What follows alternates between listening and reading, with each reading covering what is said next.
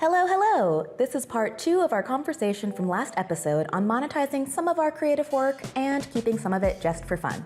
Enjoy!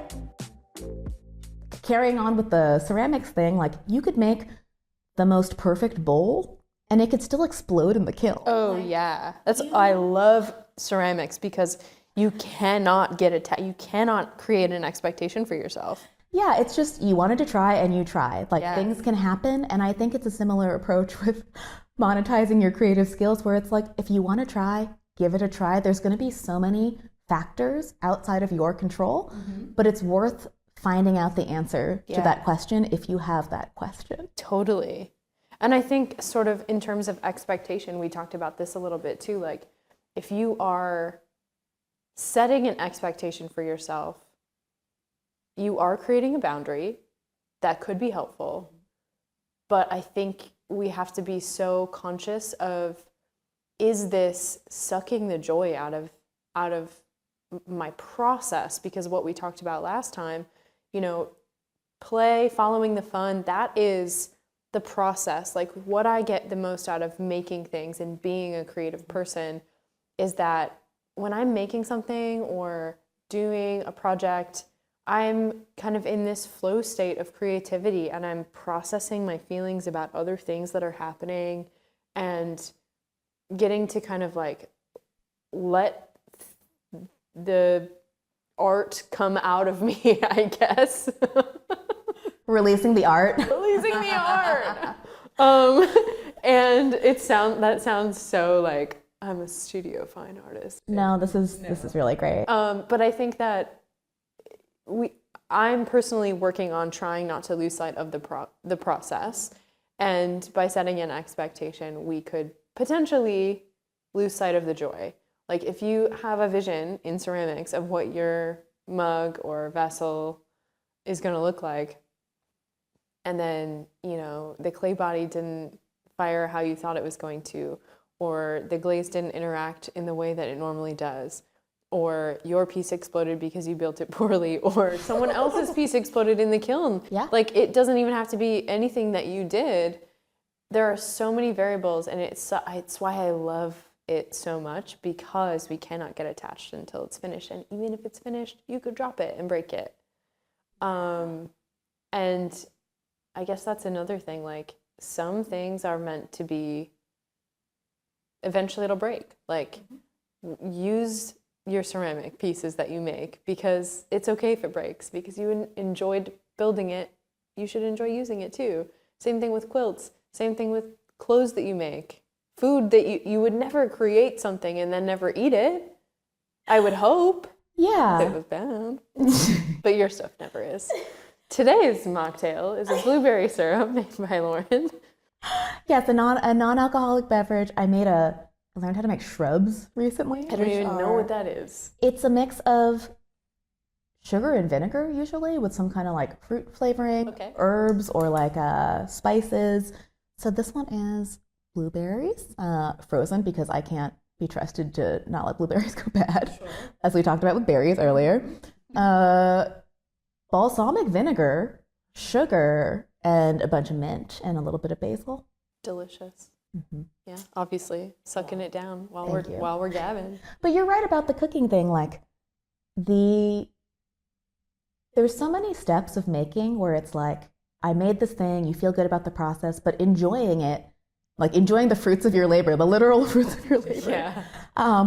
Like I like making art that was meant to be used, and I've always found it so infuriating, like conceptually, that you would think that art that's supposed to be used, that also has utility, like a mug or a vase or like clothes, right, that we wear, would mean it's more valuable because you can use it, because it's adding more. Yeah. But as we talked about with art objects, if you make a abstract form in ceramics that can just sit on a shelf that's really beautiful and is an art piece in this market for whatever reason, oh man, you can sell that for $1,000, $10,000. But I do not know anyone who's capable of selling a mug for $1,000. No. Or a vase. Let's say the vase and the art object are the exact same size. Mm-hmm. You use the exact same amount of materials, glaze, clay.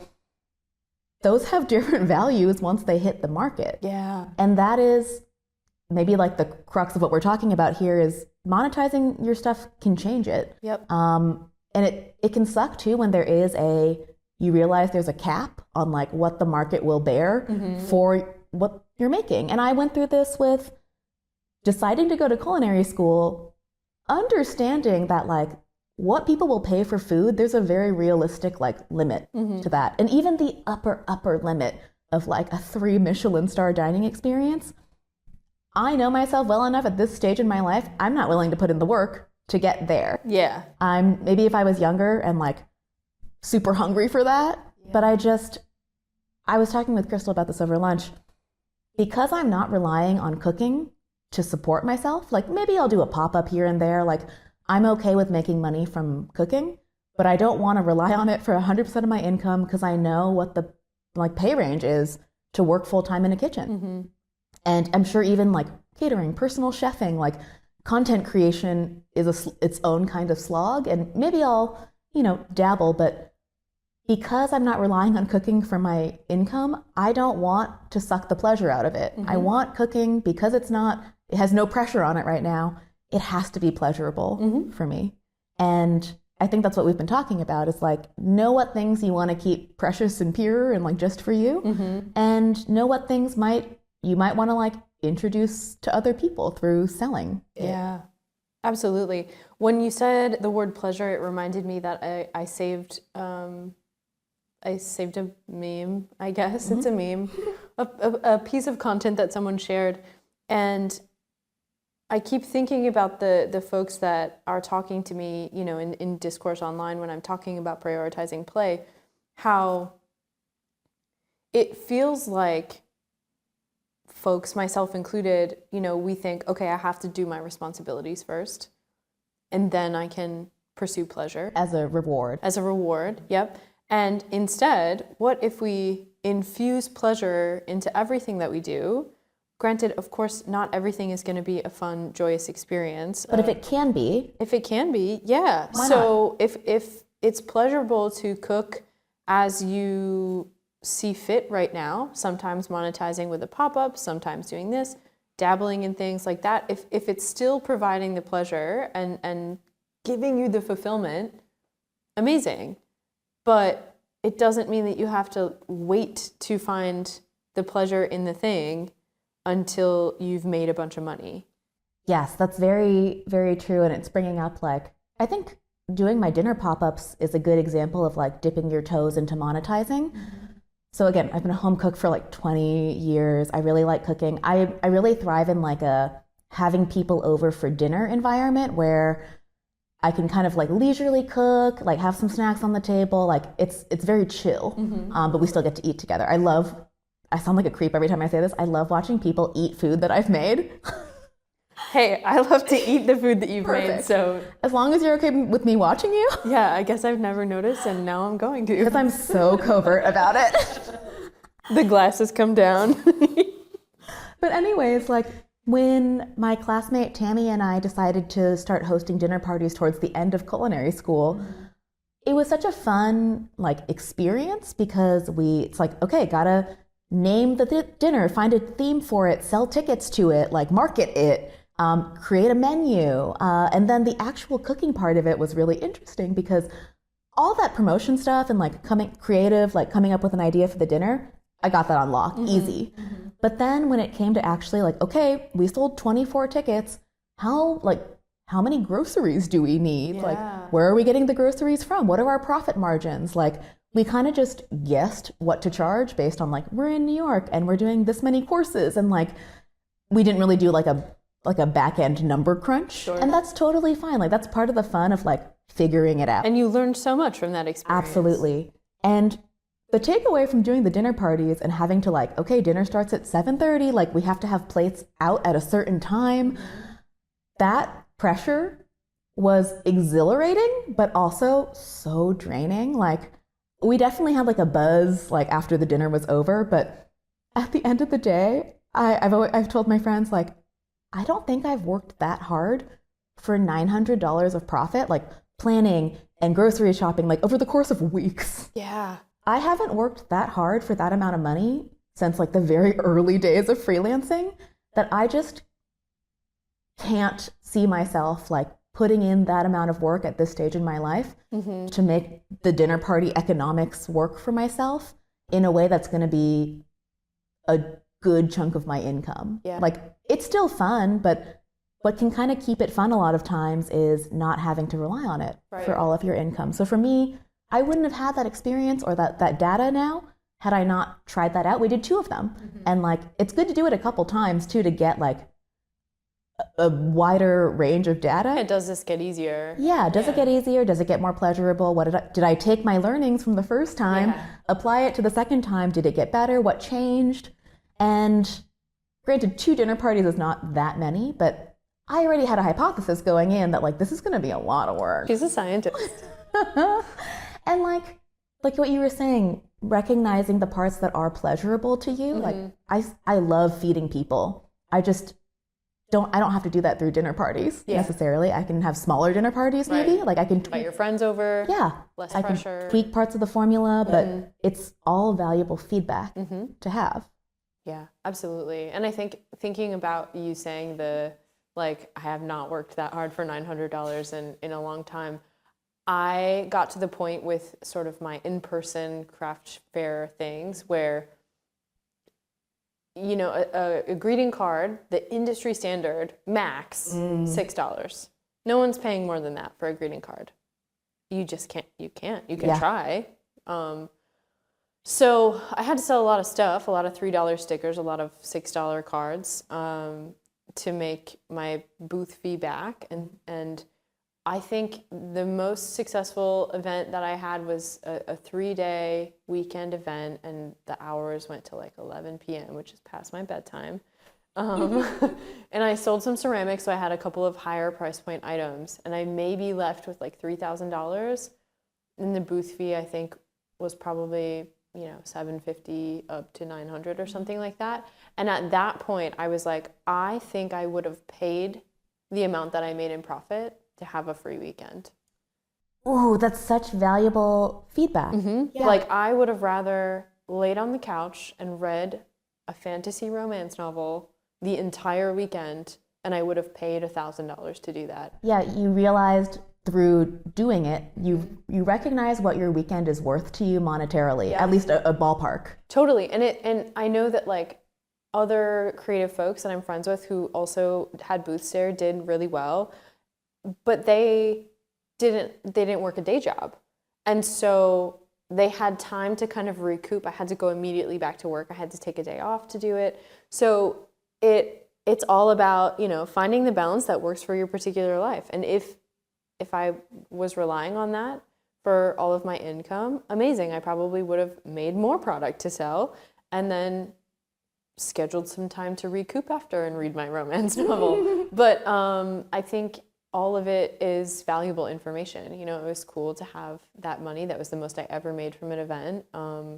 And at the same time, I was like, that was really exhausting. And I think I'm trying to now approach my life with how can I live a slow creative life? And that means having, you know, spurts of creativity without the pressure of selling and going to events and things like that. Maybe someday I'll have a body of work that I sell. I would love to do an art show that kind of talks about how we're all multifaceted and how like being a chaotic creative with lots of interests and expressions is valid and doesn't make you less of an artist or a creative. But I love that. I feel like if we did a chaotic creative art show, it would be in a different location every day. Oh, yeah.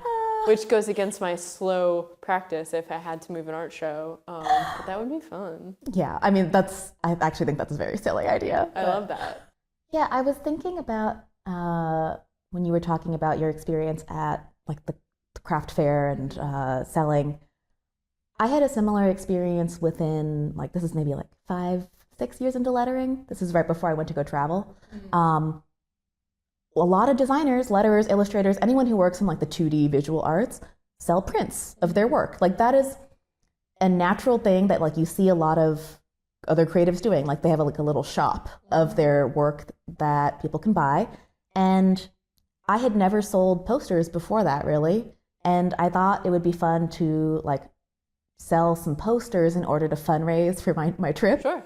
And I was like, that makes sense. Like this is something people are familiar with. Like I see other designers selling like merch. Yeah. Like especially posters. Posters are probably like the easiest thing. Yeah. And I created this like set of like 9 travel themed pieces of lettering. And I put them up online. I used Society6 to like fulfill it. And I put like a little landing page up being like, I'm like fundraising for my travels. And I thought, because I had like, I don't know, 20,000 followers at the time, like this is like early-ish Instagram, mid-Instagram, where I was like, oh, these are like, I had enough wins with like launching products or like projects, like getting client work, that I was like, these are gonna sell. Like I went into it the same way I went into ceramics, kind of cocky, like I got this. Yeah. And they didn't sell that well. And granted, I had only invested like the time in making the lettering, right? I didn't like print 1,000 of each poster and like store them in my apartment. Yep. Like people call this like the minimum viable product. Like you want to put in the least amount of effort to test out a theory, basically. And so I threw it up there. I thought I was going to make $10,000 of poster sales, which is wild in hindsight. But honestly, like if you look at your numbers, like I think about this all the time. If you have 20,000 followers and your poster was $20, you know, it wouldn't take that many of those people, but actually it doesn't work that like way. the actual conversions. And so I think I sold a couple $1,000s worth of posters, which still felt good. And this is over the course of like 6 months leading up to this trip. But I was like, oh, that like expectations versus reality. But it was helpful feedback. So this is like where the like aha moment came in. On that landing page where I was promoting the posters, in Squarespace at the time, there was just a little widget that was like you could add a donate button. And I just threw it up there. I think I wrote something like, if you love me but hate posters and just want to like contribute, here's like a little PayPal link or something. Love that. And at the end of the 6 months of promoting these posters, I had made more in donations than poster sales of people who were just like, I was 26 at the time. Yeah. People who were excited to like fund my trip and like follow along. That is fascinating. It is also just like bold, because like I feel like us now would never ask people to just give us money for nothing. Absolutely not. Yeah. But like the audacity of younger me, I think there are some lessons to glean from that. Like the naivete, the like, just the audacity. And that feedback that I got from doing that project was like, okay, if people are more willing to give me money than buy a poster, posters aren't it for me. Yeah. And that was helpful feedback because, you know, the next year I ended up trying a new thing again and launching my first course. Yeah. And that like, from that very first course launch, and granted, I probably put in more effort into making the course and promoting it than that series of posters. But like, I made like $65,000 from launching this course. And I was like, oh, like it doesn't matter how much I love lettering and like I'm passionate about posters. I'm not passionate about posters. Like there's not one poster in your space. Yeah, I like murals. I love painting murals, but I could care less about producing posters. And also because lettering's so specific, it's a phrase that someone has to put on their wall. Maybe they don't want the phrase. Maybe they don't like the colors. There's too many variables where I was like, from a business standpoint, posters aren't my thing, but like what else could be my thing? Like I like lettering, I like painting. What are the other viable applications? And I started doing murals even before this poster project, but that felt good and it seemed like there was more of a market for that.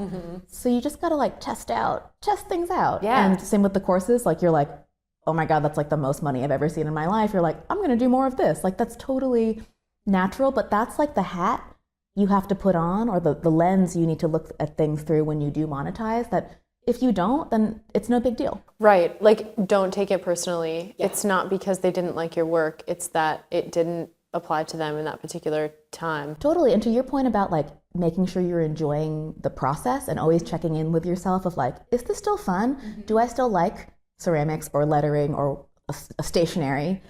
As long as it's still enjoyable, like you just might, from a business standpoint, have to find other channels for that. The same way I did with like posters not being my thing. Yeah. And I think part of business that maybe people do talk about it. It's not like I'm really in the business space, like eating up everything that people, business bros have to offer. But like being able to try again and again until something hits, like you have the passion and the skills, and it's just, maybe it's not the right time, maybe it's not the right avenue for those skills.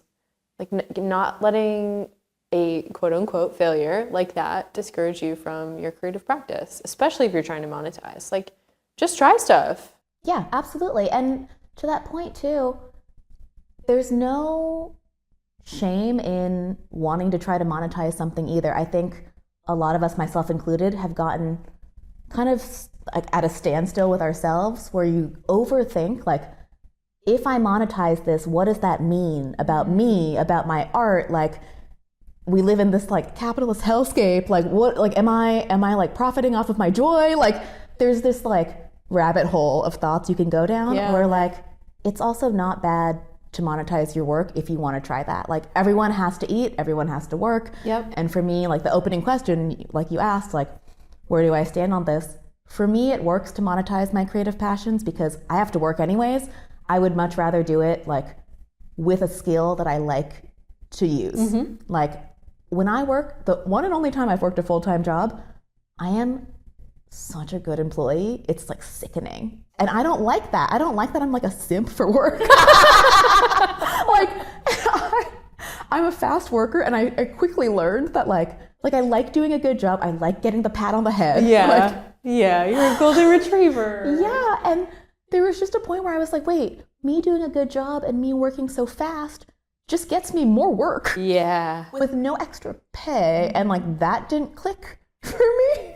And so that's an example of maybe what we're talking about of like monetizing a skill that you've honed and learned. Like for me, I went to school for advertising. Like tried working in an advertising agency and realized that even if I was doing an okay job at it and it was interesting and new, like I didn't like the dynamic. I didn't like the way it ended up feeling. And this is even before I had any like critical analysis of what I was doing. Like I'm marketing for these giant companies. Like I just wanted a creative job. If I'm being honest, at 22, that's all that was on my mind. And that naivete, like sometimes I miss her. I'm glad I know what I know now, but like it's always worth trying. Yeah, absolutely. I think that being new at a creative thing is such a lovely place to be, because you don't have, well, hopefully you don't have expectations from yourself, and you can kind of approach it with the enthusiasm that like you may never get back again. Absolutely. Especially if you monetize it. So enjoy it. Enjoy being a beginner, I think. Right before we started recording, when I was in the bathroom, I know we were kind of chatting through the door, and I think we were talking about how even when you don't monetize a creative hobby, you can still become disillusioned with it or frustrated by it, or like start to, like for example, I think a lot of us started this way where before we were even monetizing our creative thing, so for me it was lettering, for you it was lettering and stationery, you start following a bunch of people who are, or who are at least trying, and who maybe are just posting their work in that medium, and you become part of the community, and like it's really fun. But it's inevitable that even if you're not monetizing, expectations start to creep in. Yep, you're comparing yourself. Yeah, absolutely. And like there is enough to go around. There's enough to go around. Yeah. Even with the high volume of people becoming hand lettering artists around the time, 2010-ish, there was enough work and there still is enough work. Yeah. Like I think that sort of scarcity mindset is detrimental to creative people, thinking like, oh, well, someone's making it better, so I can't make it. Absolutely, you can make it. It's about the process. Like it is for you, ultimately. And then if you decide that you have enough bandwidth, capacity, interest to monetize, sure, try it. And the market's there. You can go back. You can go back to being a hobbyist, which is what I've done. Absolutely. And I feel so much happier. And it relieves the pressure. Yeah. I take some of it off. How I want to live my life is having the slow, available time to work on things as I become interested in them. And that is not possible if I were hustling to monetize all of my creative hobbies. Yeah, because your priorities change when you monetize too. And like, depending on the kind of, like, you only figure out the kind of work you want to make in a certain avenue or medium by doing it a lot, right? And you find your style or like your niche, as people say. There is a like practical reality that some of the stuff you want to make, there isn't a market for. Like, for example, people love to rip on this, but it's true. Like, painters and designers who paint flowers, there's a market for flowers. Yeah. People love flowers. Yep. There are just certain things that like might be written off as basic or like common, but if you like, there's this like alignment where like if you just happen to naturally love painting flowers, you can probably be an illustrator easier than someone who loves to. Here's a good example. If the only thing you like to paint and draw are like Star Wars characters, you actually can't do that. Like, it's illegal for you to do that. Like, you cannot monetize that because it's someone else's IP. Yeah. And this is like a whole other episode about copyright, but like, totally. Yeah, like you see like Disney stuff floating around Etsy, but like I think struggle of figuring out like, do I want to monetize this is how easy is it to monetize? And like the example I gave with the Star Wars characters, that's an easy no. Like, if the only thing, let's say you practice painting enough where you're a good technical painter, but if the only thing you really want to paint are Star Wars or Disney characters, that's just not a business. Unless you want to go work for one of those companies. Sure. Maybe that's a avenue. Like, figuring out what makes sense to monetize too. Like with ceramics, like we've talked about, you even dabbled with this, selling some ceramics. I don't even want to dip my toes in at this point because I just know I want to be able to take my damn time. And I want to be able to like tinker and figure out how things work and experiment without thinking about how much I could potentially sell this for, because I'm not even fast yet. Yeah. And like that ceramic baguette I made took 8 weeks to make, the whole class. Yeah. And like, I'm so proud of it, but I would never try to make it again. Totally. Yeah. One thing that I went to the studio yesterday, and I'm navigating right now, prioritizing play when I don't want to. Do you have any like lessons or like tips you can share? Or like, how has that been for you? Because I have a hard time, like I'm very spoiled where I'm just like, if I don't want to, it's so hard for me to drag myself to do it. But what you're doing or what you're trying to do is what a lot of professional creative people who have been in it for a long time say to do, which is just show up. Yep. And that's good. And I admire that, which is why I'm asking. Yeah, exactly. I mean, you know, I've been just consuming all of the creativity books, like, you know, The Artist's Way. The Artist's Way and The War of Art. And I'm reading Rick Rubin's book, The Creative Act, right now. And everyone says you have to show up. You have to continue to show up for yourself. And I do think I show up for myself, especially when I'm in a good mood and I have a lot of energy and I have a lot of ideas and the sun is shining and feeling really great. I struggle to show up when I'm in a bad mood, in a depressive episode.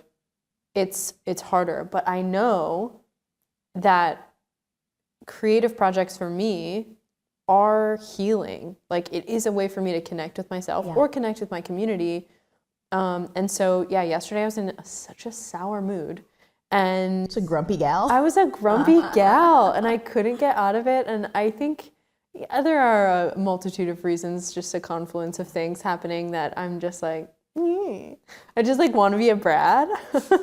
And all I want to do is just like binge watch TV, but that's all I did on Sunday. So it's like, I cannot do this again for an entire evening because then it hits 8 p.m. and I've been watching TV for hours. And that's just not something that I do. I don't feel good. I'm not knocking binge watching TV. There's a time and a place. Exactly. And I did it the day before. So I'm like, we can't, not a 2 days in a row thing. So I was like, it's 4 p.m. I'm done with work. Just go to the studio. Go to the ceramic studio. Doesn't matter if you don't make anything and you just like stand there and look at your stuff. And all of the stuff that I had previously worked on had dried out. I had to scrap it. Totally fine. And I just grabbed some chunks of clay and I was like, let's see what I do on the wheel. And I made a bunch of bowls. Who knows if they'll turn out, but I was really proud of myself because number one, just being there, being off my phone, away from a screen, using my hands and sort of zoning out and getting into that creative flow, I was able to process some of the feelings like, why am I feeling sort of like this?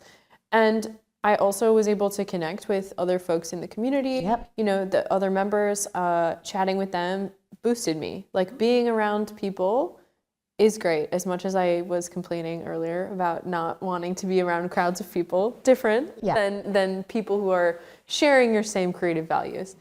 And I also was able to see other work that people were doing and feel inspired, and it was such a lovely, magical experience. And I'm like, this is why they say to do this. This is why they say to show up. Because when you show up for yourself, that's what you're doing. You're connecting with yourself and you're able, at least for me, I'm able to kind of process what I'm feeling. And so that's what I'm working on right now is just trying to do the thing where you show up every day. And in The War of Art, he talks about how like most of us who work for other people, we show up at our jobs, whether we're in a bad mood or whether we're in a good mood, whether we're going through something at home or not, we show up. We might have a rough day. We might have a lot to complain about with our boss, but we show up. And that's for someone else to make money. And that's for someone else to benefit from our time that we are selling, which is, you know, capitalism. So why are we not doing that for ourselves? Like, why are we not showing up even when we're in a grumpy mood? Like, it's the first thing to go is any sort of creative hobby because it's like a joy for me. So by not being in a joyful mood, I'm like, well, that's not what I should be doing right now. But actually, it's when I need it the most, I think. Yeah, like, you know, it's the medicine that you need. Yeah. Mm-hmm. But yeah, the barrier to get there, I find that having to go to a physical other place is helpful. Yeah. Because once you're there, it's like what people talk about with the gym. Like, when you're there, you're there. Like, I was thinking of the gym analogy when I was talking about this yesterday. I was just like, no one ever feels, generally, unless you overdo it and you hurt yourself, generally, when you go to the gym, you always feel great afterward. And you're like, I should do this every day. And everyone's like, yes, you should. It's good for your health. And then I'm like, maybe in a month, you know? But then I felt that exact sort of excitement and I was energized by the studio. And I think you're right, like going to another location. I have been doing this for, you know, working on my own, like Rachael Renee work. I've been leaving my house to go work at a coffee shop because I'm like, I have to work somewhere else or I'll get distracted by the laundry. All and your chores. stuff is around you at home. We talked about like how incredibly distracting it can be to just throw a load of laundry in. Because what you think, you're like, I'm committing to 2 minutes to just throw this load of laundry in, but what you're actually committing to is 2.5 hours of checking the laundry, putting it in the dryer, hanging it up, whatever you're doing. Yeah. It can throw your whole day's plan off. Absolutely. But yeah, I've been inspired by you going to coffee shops to like work because I work from home and it's too easy for me to just dick around in here. And so actually the other night I was trying to get I was trying to write some emails, but I could not. Oh, you went to the coffee shop. I ended up going to a bar because it was nighttime. It was like 8 p.m. and I was like, I can't get this done. So we went to a bar, Souterre. Oh, great. Is that how you pronounce it? Yeah. Yeah. You're the French gal. Below ground. I did get that because sous chef means like below. Beneath. Did you know that chef means just boss in French? Get out of here. Yeah. Wow. Yeah. So if you're talking about your chef, you're talking about your boss. What? Yeah. That's wild. I know. That's a real fun fact. Yeah. But I went and I was doing my writing at the bar because once I was there, I was like, I only brought my notebook with, like, what else am I gonna do? Yeah. And I like didn't want to be on my phone like in public. And so I just wrote. And guess what? The second I opened the notebook and started writing, it started flowing out. Yeah. Like I had to give myself a container to channel what I knew I wanted to be doing. Yes. The environment I was in before just wasn't conducive. It's unbelievable how much that helps me to get out of my space. And like I put my noise canceling headphones on when I go to the coffee shop in my new routine, which has only been for like a month, but and I put on ADHD music, like playlists. What is ADHD music? It's just like, it's like soothing, but like upbeat sound, like music with no words. So it's just like background music that like sort of like feels... good elevator music? Yeah. Yeah. There's a million playlists on Spotify and I just search like ADHD playlist and it works. And I find myself like bopping my head and stuff, but I'm like, typing and getting it all done. Yeah. And I also feel that way. I'm changing the subject a little bit, but I love to go out to dinner by myself, but I don't like being on my phone, even though I could be reading. But what do you do? I usually bring a physical book. But I like the idea of a notebook and just like noodling. Yeah, noodling while eating noodles, possibly? Noodling while noodling. When I took myself out to go write, like at the bar, I ended up chatting with, I didn't bring headphones, because I was like, I don't know about like headphones. At a bar, that feels, And it ended up like what you were saying, the random things that can happen, like the connections you make in the studio once you get there, like you're like, oh, this is great. Like it's actually nice being around people. I was chatting with the bartender and he told me that on Tuesdays, they have jazz night, and Kristle and I are going to go see jazz tonight because I decided to like drag my butt out of the house a couple days ago. I would like to just note that the best ever in my life, French 75, I had at Souterre. Oh, perfect. Yeah, really good. Wow. So what's our synopsis from this episode? If you've made it this far, yeah. How do we? It's so hard to like succinctly wrap it up. But that's the joy of a podcast. No one's trying to listen to a podcast to have a succinct 10-minute episode, right? I think there are some podcasts that are just like, here are the 3 steps you need to take to accomplish fill in the blank. Oh, those are not for chaotic creatives, are they? No. I was telling Kristle that at the end of filming my last Skillshare class, this is like 2 years ago, on like how to give yourself a brief for a passion project. At the end of it, they tacked on, they were like, can we film some TikToks to like talk about some of the same subjects that we're talking about in the class? And I had originally said yes, but at the end of the second day of shooting, like the producer gets on the stream and she's asking me questions that I'm supposed to answer for TikToks. And I had like a meltdown. I almost cried because I didn't feel like it was right for me to condense the advice and like tips I was giving into like 15 or 20 seconds. Yeah. And I almost cried because I was just like, I can't shrink this down into like a nugget that I feel good about telling someone because there's so much more to explain. Oh, and I think like you and I live in the nuance world, right? Like we do not think in black and white thinking, like everything. And I think that comes with like the curiosity and the compassion of like understanding that all of our experiences inform how we perceive everything, and sharing in 15 seconds, like, yeah, that might be good for like 5 places you're not cleaning and you should be cleaning in your house, you know, like. I love that you specified in your house because I was like, on your body? You know, as we were talking, I was like, did I brush my teeth today? I feel like I had such a crabby morning. I don't think I brushed my teeth today, and I can't wait to do it when I get home. It's fine. Why do you think I chew so much gum? Oh, man. I have a dentist appointment at the end of the week, and I'm in my, like, floss, like, panic floss. That's amazing that you're panic flossing, like, this far out. I usually panic floss the night before. Well, they know if it's just the night before because I'm still bleeding. I'm trying to get over the bleeding gums hump. I stopped. I realized this was a sign of maturity for me.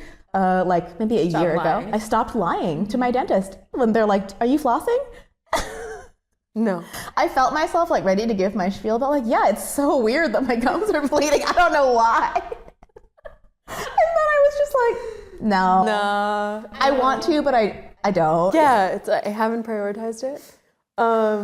Yeah. Anyway. Yeah. How I feel like for a TikTok, you know, it is Like, yeah, there are some things that are very suited to really quick, Yes. digestible nuggets, like you said. But the stuff that we're talking about, and like you and I just talking in our personal lives, like there's no succinct way to do it, because it's just like a lot of feelings based and a lot of like, I tried this and I adjusted, and it's just like the winding path of the chaotic creative, I think. And that is such a joy. And I don't want to have to condense what I talk about down. And that's why I just started a YouTube channel. Yeah, like I think this end of this conversation is actually the summary of what we've been talking about, of like, even though I think talking with other people, everyone's like, oh, like, do I have to get on TikTok? Like the TikTokification of discourse and content and like ideas, that can feel scary to people who are more suited like to this kind of conversational style, because it's like, how do I fit myself into this new format that is like, this is what's popular right now, this is the way we're communicating. Like, I'm sure it happens with each new iteration of like media or communication, but it's a good reminder that like leaning into what feels right for you, which is like longer form, right? Just because things are getting TikTokified doesn't mean there isn't room out there on the internet for video essays or like 2-hour long podcasts. Like, there are the kind of conversations and the kind of work that like you want to have and you want to make. There's an audience for that, likely. Absolutely. Like the way you enjoy consuming things, other people enjoy that too. Like, yeah, there are, like you said, some things like comedy or like cleaning tips, or like some things are better suited for different formats. The same way that some creative pursuits are better suited for monetization than others. Yep. And it doesn't mean you shouldn't, like, you have to try in order to figure it out. Like, I've made a couple TikToks, but then I haven't like deleted the app off my phone. Like, yeah. And there might be a time and place where I try to figure out that style of content, but at this point, like, I'm not going to. Yeah. And how I approach sort of the like short form is like a little bit of like reminder, like, hey, I'm here to boost you. That is what I want to do, is I want to encourage you by showing you snippets of my life. Like, I am embodying this that I care about so much, about being a creative who's like chasing personal fulfillment, basically. And I'm sharing on Reels, and I forget to make the TikToks. The user interface is very not friendly to me on TikTok, so I have a hard time with it. I feel like it just blasts you with information, and I don't have the sound on my phone ever, which may be another ADHD thing. And so that feels overwhelming to me. But for Instagram Reels, I'm trying to make these little snippets to hopefully show people like, there's so much nuance here. Let's talk about this further in the podcast, in the YouTube, like in the newsletter. Like, there are different spaces for different conversations. Yeah. So I guess wrapping up, do what feels right for you, right? Yeah. Like, try something, see if that's such bad advice. Just do what feels good. But I think this is us giving you permission to try something. Try a new hobby, try to monetize your thing, see what you learn from whatever experience you decide to try, and take that as valuable experience and valuable information, and pivot from there if you need to. Yeah, it's all an experiment, and there's no like we talked about at the very beginning, like the discourse online, because of how we're incentivized to talk in like definitive statements, like can seem like there's a binary of like right or wrong when it comes to monetizing a passion. There's no right or wrong. It will change your relationship to the thing, but what relationships haven't changed in your life over the course of your like over the course of your existence? Like, everyone is always changing. Change is inevitable. Like, and good. Embrace it. Yeah, absolutely. I think, and like a final tidbit as like a potential challenge to the listeners / viewers, if you are interested in trying a new practice or re-engaging with something that you're already doing, come up with a boundary, like a parameter, and challenge yourself. Maybe it's a week, maybe it's a day. Do you have Maybe any, it's a do you have number any of challenges that you're working on Ooh, or thinking about challenging yourself with? I have a couple.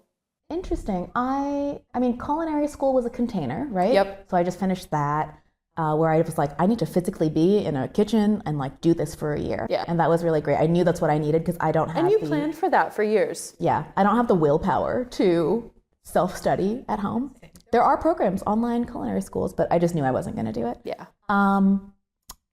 Ceramics just ended, and that's like an 8-week container, but it's starting back up this week, which I like the container of. Like, oh, this is such a good analogy of like, you and I started at the same studio, taking 8-week classes where it's like same day, same time every week, and then you became a member, which was 24, like unlimited access. Yep. And you stopped going as much Stopped because going. it was just like anything all the time. Yep. And so a container can be helpful because there's some accountability baked in, especially if you're going to a physical location.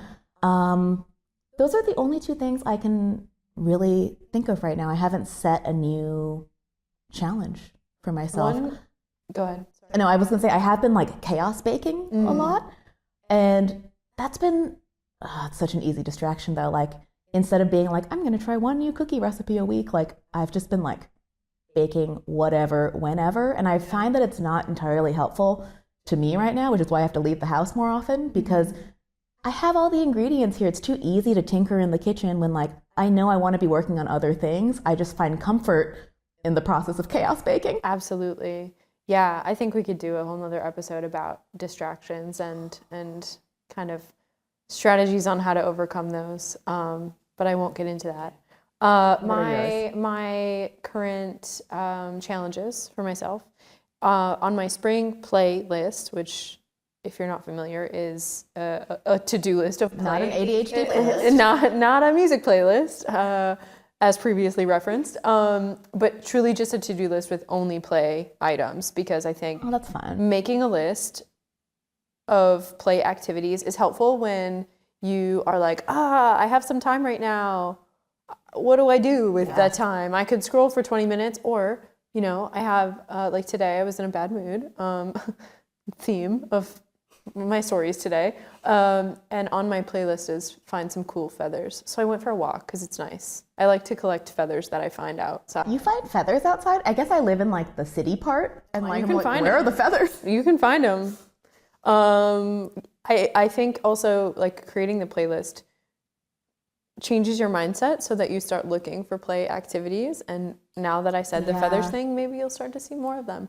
But that isn't even one of the challenges. I just did that today. So on the playlist, that was me explaining what the playlist is. Helpful. I really have always been drawn to self-portraits, drawing or painting. I'm really attracted to portrait paintings. And I want to learn how to do it, but I'm going to start with drawing. And so in May, I'm going to do a month-long draw a self-portrait every day. Ooh. And the one that came into my mind today for a challenge is perhaps this is like a winter activity or even a next year activity, but make a quilt block every week and just force myself to make a block, and then by the end of whatever size I pick, I'll have enough to make a quilt. Nice. Oh, that's cool because it all culminates in a thing. Yeah. That's going to be very gratifying. Yeah. It's your play quilt. Yeah, play quilt. Yeah, so those are my challenges. And I think like setting things like that, whether it's a month-long thing or a year-long thing, or this week I want to wear pink every day. Yep. Like it doesn't have to be big. It just has to be intentional, I think. So. Yeah, intentional and then like ideally achievable. Like, especially if you're feeling overwhelmed, I find that it's best to start with like a smaller challenge or project so you can get a win in there. Yes. Yeah. Absolutely. So think about your challenges and we'll be back to gab some more on the next episode. Remind folks where to find you. You can find me at Hom Sweet Hom, which is like Home Sweet Home without the E's in home. Really didn't do myself any favors there. I love it. I love it so much. That's me. Yeah, and I'm Rachael Renee, RACHAELRENAE. So the way you think to spell it initially, it's not that. Yeah, in either word. So we're hard to find on the internet, but we're there. That's why we're good. Yeah. Thank you for listening to our rambling but passionate conversation. Yeah, good luck with whatever you are doing in the background right now. Yeah, cleaning 5 parts of your body, perhaps.